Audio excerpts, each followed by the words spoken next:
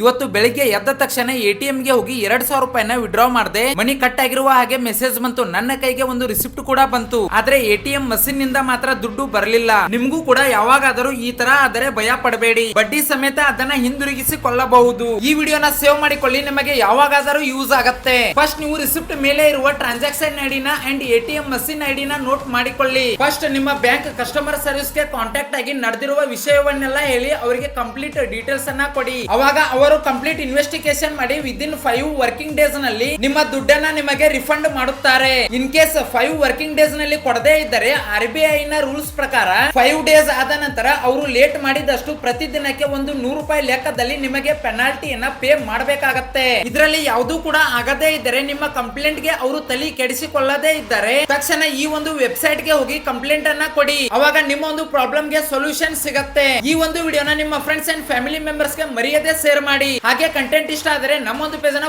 Follow ಮಾಡಿ friends.